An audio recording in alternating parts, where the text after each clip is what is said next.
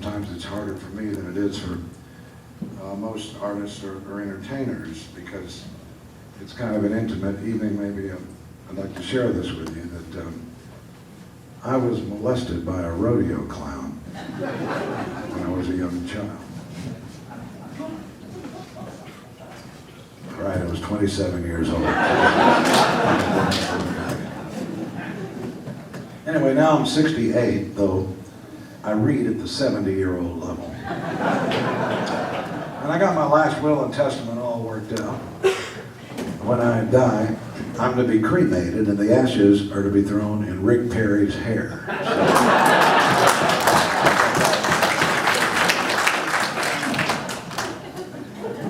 And I should probably mention a shameless plug for the book that Willie Nelson and I have been working on for about 2 years.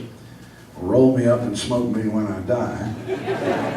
Tonight, resting at number 7 on the New York Times bestseller list. That was a library reserve list. It's what, number 5? Number 5 on the library reserve. Very good. It looks like it's going to be a financial pleasure for Willie and the Kingster, and it's a good thing. It was really interesting working with Willie, because Willie does not believe in editors, you see.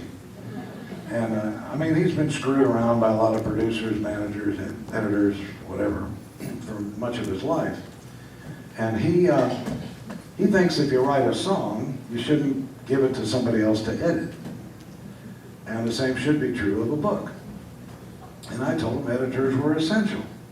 They take something great and they make it good. It's never really been that funny, I'll tell you. But at any rate, Willie did give me some wonderful advice just before the campaign of 2006, when I ran for governor of Texas as an independent. Willie told me, and by the way, it's a race, we won every place but Texas. Willie gave me this advice, and you know, it served me very well in politics and in life. He said, if you're going to have sex with an animal, always make it a horse.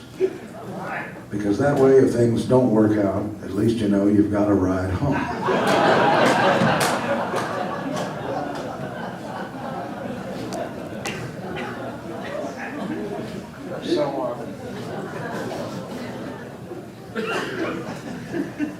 So here's one that, this is going out to Frog this evening. It's the first song I ever wrote, Frog, Coming at You. I was only 11 years old when I wrote this. Did anybody bring their children tonight? Yes, sir, I did. You did? Yes. Okay, adult children qualify. Yes, he is. Okay. I am not, but he is. Now, there were some little kids running around here earlier, but I think they've left the building.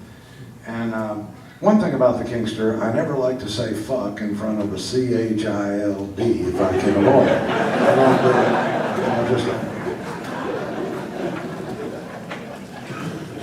On this song, there's a very famous musician, a number of them in fact, playing on the original version of it.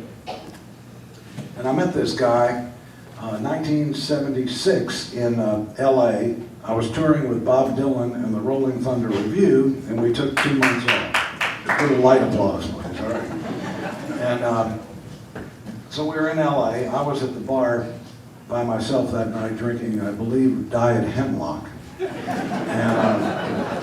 And a guy comes in with one of these straw riverboat gamblers cowboy hats. And the guy is, he's got this red facial hair, red beard, little red beard, and red pubic hair. Anyway, the guy sits down next to me and says, Kingster, let me buy you a round. And now I know this guy is a singer-songwriter from Texas, but I'm not sure which one. There were a preponderance of them around at the time. And by the way, let's have a hand for Brian Molnar, who I think is one of the best singers.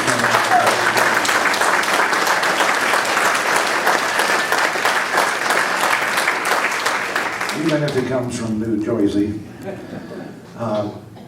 So anyway, I was trying to fish for who this guy was, and I thought maybe it was Ray Wiley Hubbard, but I wasn't sure. And I thought maybe it was Rusty Weir, who's been bugled to Jesus some years back. I knew it couldn't be Jerry Jeff Walker, because he's the second biggest asshole. I'm the first, so I don't have any issue with that. But I couldn't, I just couldn't get to it. So 2 hours later, we're still talking there, and he says, come here with me. And we go into the little politician's room, and we do a long line of Peruvian marching powder. And by the way, this is just a little tip. This is how to drink tequila cowboy style, the way we do in Bandera, Texas. You snort a line of Coke. Not Coke. You snort a line of salt. Snort the salt. Then you take the lime and squeeze it in your own eye. Then you kill the shot.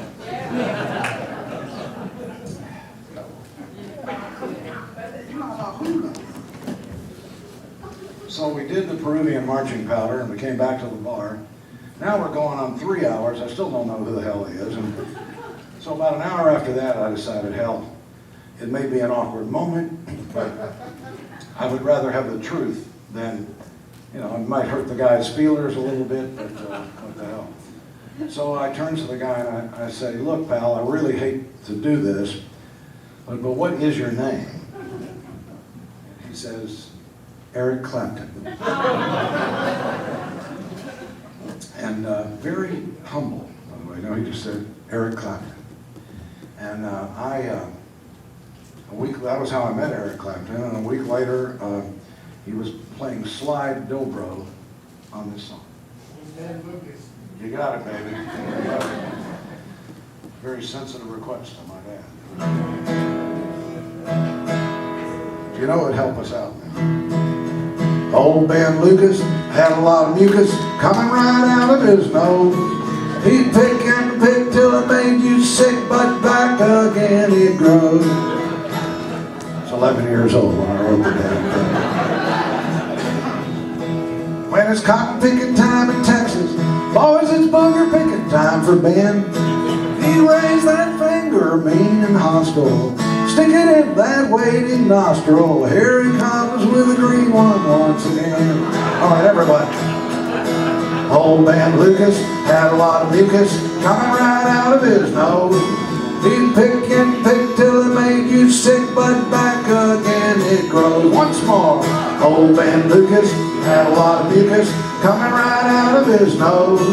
He'd pick and pick till it made you sick, but back again